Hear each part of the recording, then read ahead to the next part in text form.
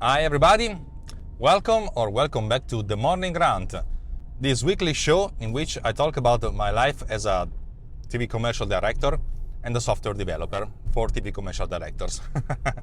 Today I want to talk about a feature for my app Transcriber, which main goal is to transcribe text from videos and audio, because many people asked me to introduce a batch computation.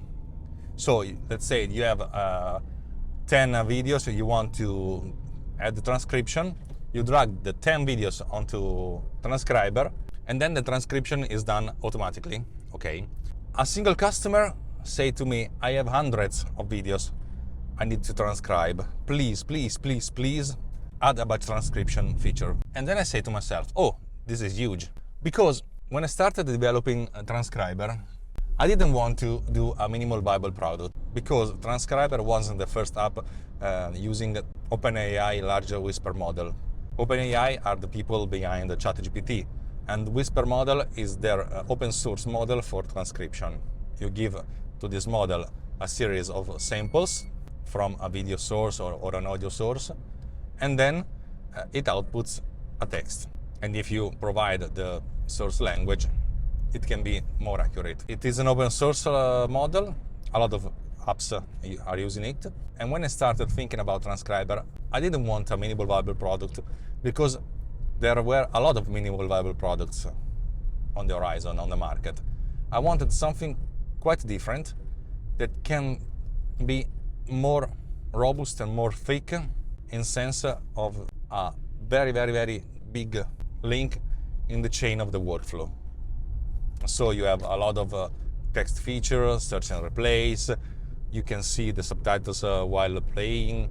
There are a lot of functions, and last but not least, the possibility to export to Final Cut Pro, which is my main NLA. I focused on the transcription, and so I started thinking about transcribing a single document, a single video, a single audio. Yes, sometimes I need to do something more complex. Maybe I have to transcribe 2 or 3 videos. A customer asked me to have the possibility to concatenate more videos and do the transcription for those videos combined. But this is something that I couldn't think about it, because the infrastructure, the model behind all this stuff was focused on one single document. I had a lot of headaches trying to introduce the possibility to have more than one subtitle stream. Let's say you can import subtitles and not only transcribing directly. Or translation. Behind the scene, Transcriber does the translation, but we cannot use it in a commercial product yet. So I did a lot of effort to bring more than one subtitles in the product, but allowing the user to add more than one video source was no way, not yet. But batch transcription is something that maybe we can do, producing something like a new shell around the transcription model, the transcription business logic, to allow the user to do more than one file at once. So I want to talk to you about this from a user perspective, and then maybe do a little chit chat about how I can implement this in the software model. Okay, let's say that I want to add a new icon in the onboard window. This onboarding window has 3 main buttons: create a new document, open a previous document, or watch tutorials.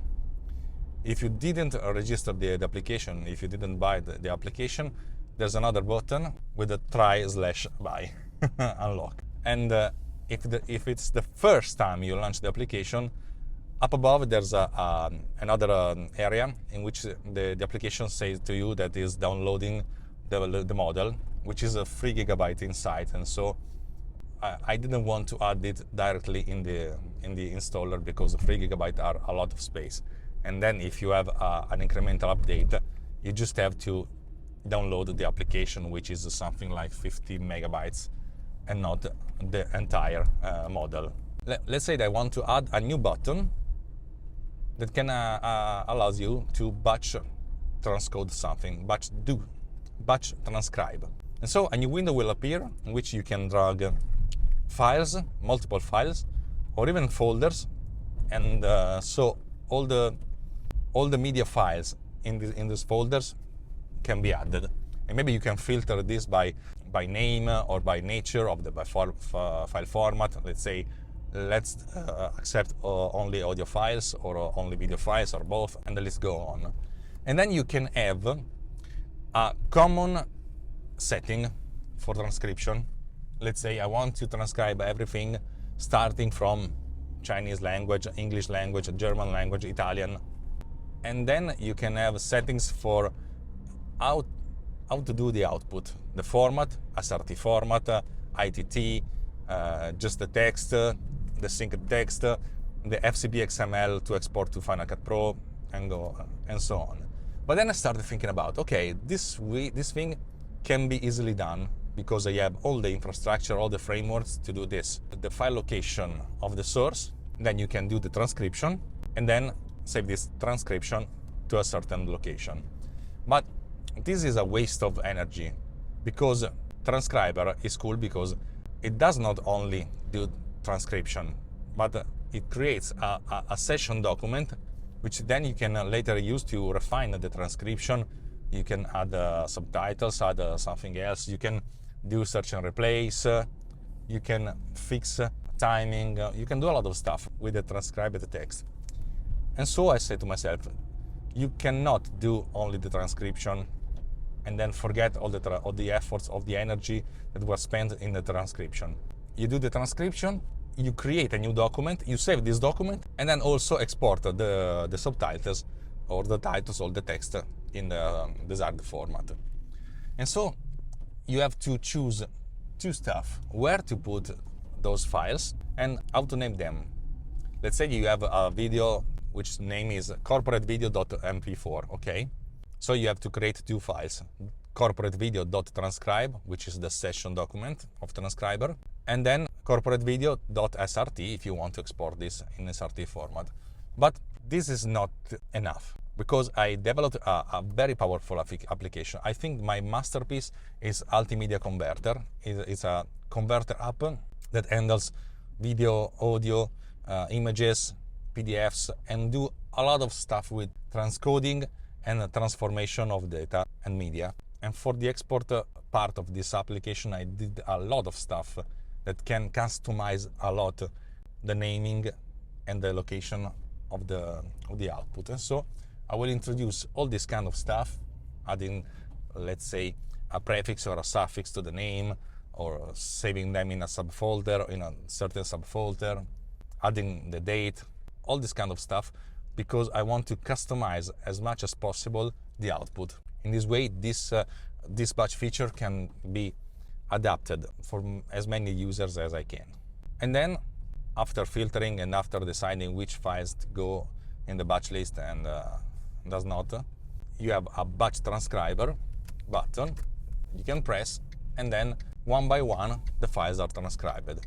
There is no way, and there's no need, and it's worse if you do the transcribing session in parallel, because Transcriber, the model behind the Transcriber, already is multi-threaded, and if you launch two instances of the Transcriber model, you have worse performance. So you have to be linear, one by one, instead of all in parallel. Behind the scene, I defined a batch item, defined by the URL of the source, the settings for the transcription, the settings for the output folder of the session document, and the settings for the output folder of the transcribed output. And then I have this batch, and this batch has a common denominator for all these items. So you can set output all the files to the SRT folder in SRT format, and then save all the documents in the session document folder. But you can customize all the stuff for each file that you dragged in the batch list. I know that this seems a little bit of overhead, because if you do something like a batch, you just do this once. But this is something that it can be easily implemented, and so I think this is a cool feature to have, a nice to have. I think that nobody will ever use this, but if I can do this, I will do this because it's a bit of beauty in the world more. So I think this kind of stuff will be out in 2 or 3 weeks after you watch this video, and this will slow down the production of my next application, FCP Pause Cutter. This is a huge time saver. I'm almost finished doing this application, but I have to consider some edge cases, and so I'm slowing it down, the production and the finalization, because I need to do little tweaks and fine-tuning to have a fresh look at the user interface, because I started developing a very small product and then it grew and grew and grew and grew, and then the interface is quite complex, and so I want to do something like a switch. So if you are a newbie or a new user, or you want a simple interface, you have a simple interface, but if you want to have a very, very powerful control on what you can do with this app, in the settings you can do, okay, I'm an expert, and then the interface is much complex. But this is something that I will talk about in a future video. So that's all for today. Maybe I talked a lot, maybe too much. I'm sorry for this. And as always, I'm Alex Saracuglian. This is the Altimedia channel, and this is the Morning Rant, the show in which I talk about my life and experiences as a software developer of video application and something like this. If you like this video, please like this with a heart or the thumbs up. And if you want to say something, please write something in the comments. I'm very hungry for feedback, because if you are a content creator, and now I'm a content creator, I need feedbacks, because I need to understand if I'm doing something right or wrong, and or if you have suggestions or further questions. And in the end, as all YouTubers, please subscribe to this channel and click on the bell to be notified if new videos appears in this channel. I don't want to force you to do this. If you want to subscribe, please do. If you don't want, we're friends like before. From Italy is everything. As I always say, ciao!